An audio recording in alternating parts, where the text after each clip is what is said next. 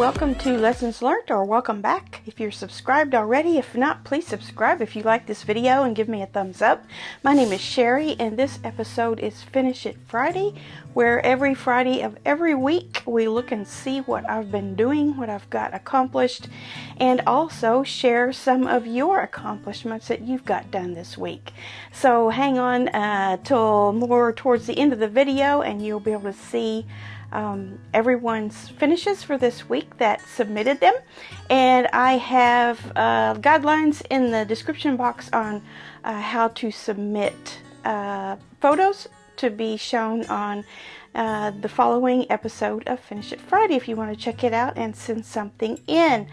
We would love to see what you're working on.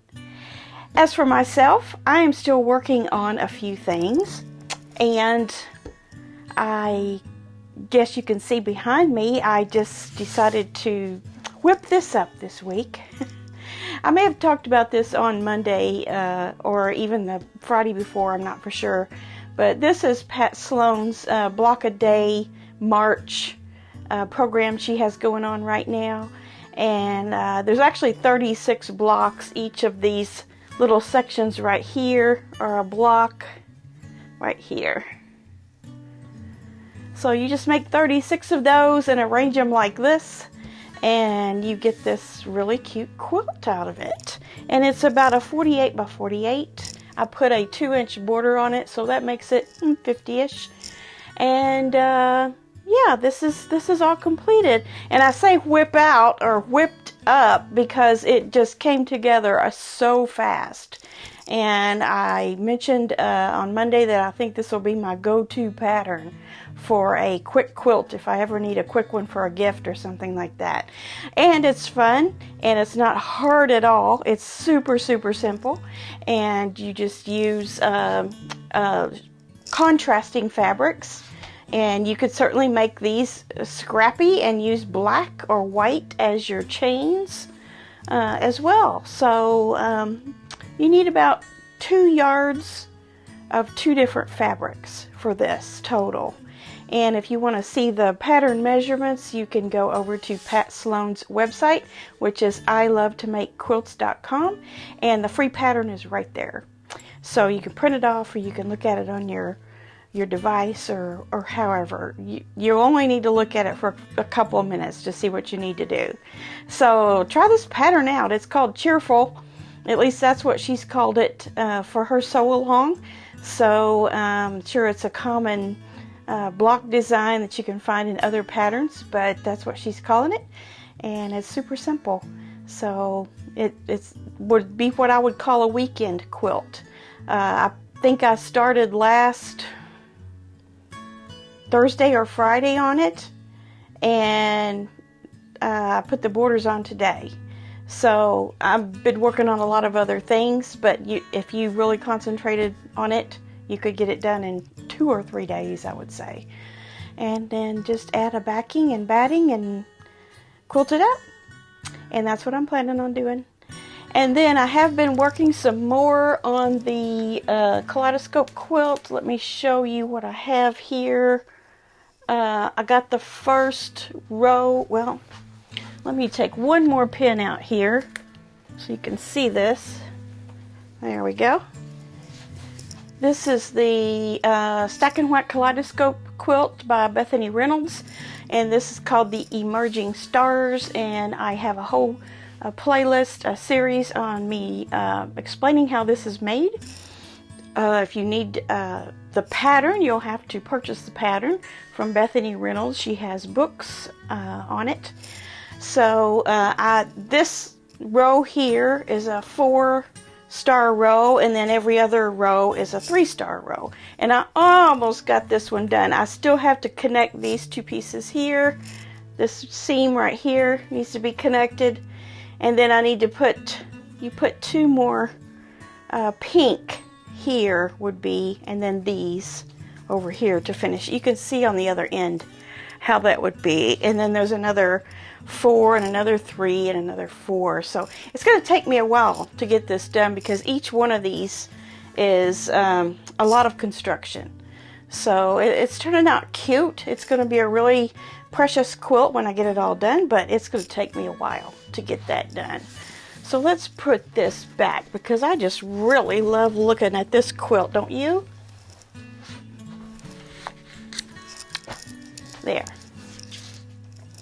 Also, if you caught my video on Wednesday, I had a video out using the Jazz 2 sewing machine that I have, doing some thread art, applique, whatever you want to call it. It was this table runner, and I did some thread designs on top of those applique pieces. And there's a whole video showing me explaining how best to handle that, and I think it turned out really cute. If you want to see that a little bit closer up and you haven't seen the video, go see the video, or at least jump to the end of it, and you'll really see the detail that added to these flowers and leaves. So that is about all that I've got done this week, except for one big surprise that will be at the end of this video. So do not tune out right now, because you're not going to want to miss the end of the video. Okay, let's see what you guys have been doing this week. I have a submission by, if I can find my place here, by Yvette. And Yvette is a friend of mine. I met her at the So Yeah retreat just this past February. And we sat next to each other and got to know each other. So I told her, girl, you need to send in some stuff to my channel. So she got something done right quick and sent it right in. Thanks, Yvette. This one here is just this giant star. She says this is a free pattern from Andover. And the colored fabric that you see there is the line that they put in the January So Yeah Friends box. So this is what she used for that. If you get that Friends box from So Yeah, it's a subscription box where you get a box a month. And she's just going to let it hang there a while, she says, until she figures out how she wants to quilt it. This is really nice. All half square triangles. It's very impactful. I like it. And the fabric, the way you arranged your fabric is great also. I love it. Then we also have one from Susan. And here is an on point finished quilt that is done up in fall colors. Very nice. I remember that line. I can't remember what it was called. Awesome Autumn, maybe? Or something like that. Great job. Got your cornerstones in there. Very, very nice, Susan. And then Pam wanted to share her Moda Love quilt. Remember the Moda, what was it called? Moda Love Charm Challenge a few months ago. And we all did this, I think they call it a carpenter star. But Pam put hers together with some things from her stash. It's a really quick pattern too, and a free pattern. If you go to modafabrics.com and look under free patterns, you'll find this there. And it's like a, I want to say like a 32 by 32 finish, so it's a small, get done fast kind of quilt, and it's mostly half square triangles too. Great, Pam. And then Dolores sent us one. This was a free sew along with Erica Arndt last year. The back is muslin. I love the quilting on that. That looks like a very cozy quilt, and it's kind of a sampler type of quilt. I like that. And then with all different types of shades of color there, and then your black sashing really set it off, and also the white cornerstones really outlined those blocks very nicely. I love that.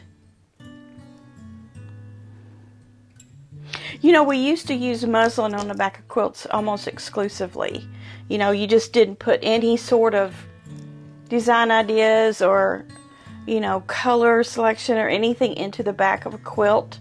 It was just, you know, you just assumed you were going to use muslin on the back.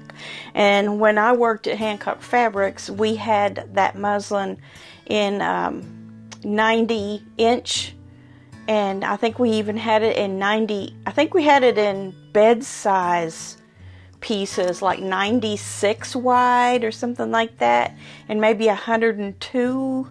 I can't remember now. It was the standard sizes of like a bed quilt would be, and we sold it on the roll like that. Like now we would get 108, but these were actual, you know, like 72, 96, 102 backings that you could get, and they were all muslin.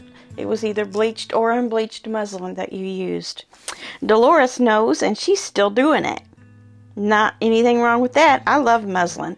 I even used it as the background in my windmill garden. No, not the windmill garden. The vintage mystery block, if you remember. Let's see. Then we have one from, let's see here. This is from Brenda. She made these caps for a friend of hers. She says, I started these for my sis. Oh, your sister, who's going through chemo treatments, but my other sister in North Carolina has requested a couple. Can't say no.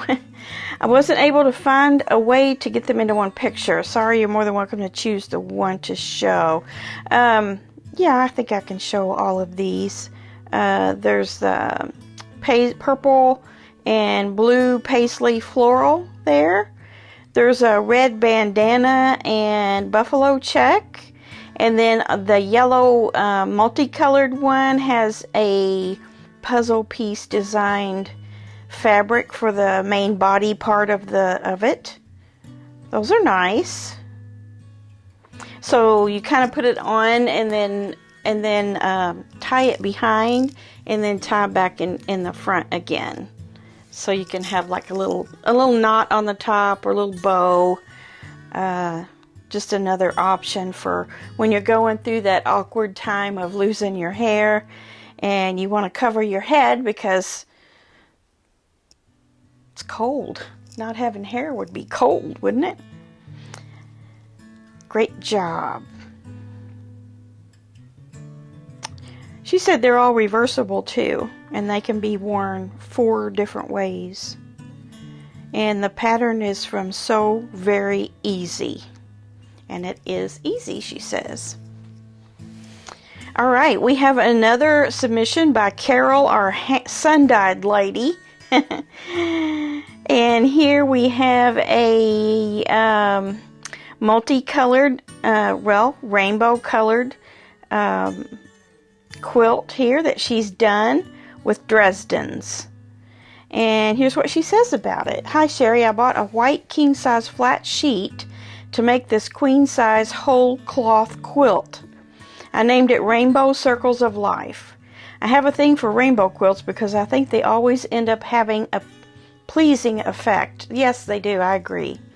The Dresdens are made from my sun-dyed fabric scraps with a few batiks thrown in. There aren't any raw edges because you sew the bottom as well as the top of the Dresden. I put the circles on the quilt where I wanted them and machine appliqued them on. It is quilted with an all-over swirl pattern. That's great. I never would have thought to have done that like that. You know, buying a king-size sheet and then just placing your appliques on there where you wanted them and then sewing them down. That's quite simple. And I need to do something with Dresdens. I have the ruler for a Dresden. I just haven't found a pattern that I like yet that I want to do, but this is certainly a possibility. Lovely, Carol, with your sun-dyed fabrics there. And I think that's it. Yes, that's all we have for this week. Everyone did a wonderful job. Thank you for sending me those photos. And then also, I have a little clip, as promised, something, a little surprise for you at the end of the video here. So, take a look.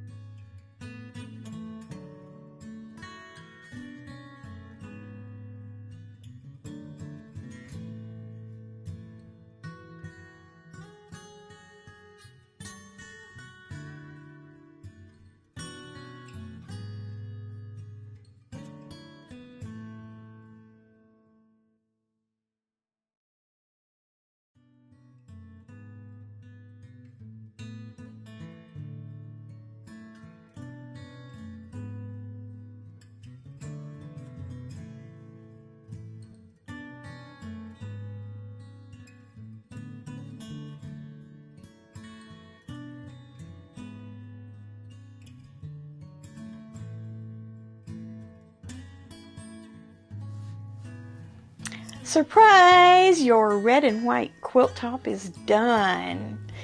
Isn't she great?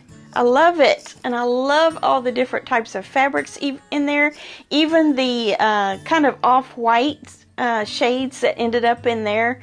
They just kind of melded in with the other whites and the reds.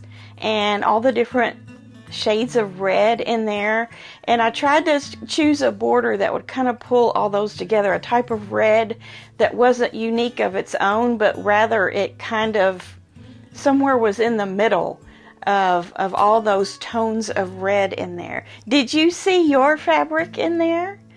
If you don't know what I'm talking about, a few months ago I talked about doing a red and white quilt. Actually, it was even before the end of last year, and I started collecting up some red and white fat quarters and other pieces from my stash, and then I decided, why not just include my audience in this and ask them if they would like to contribute something to the quilt by sending me one fat quarter.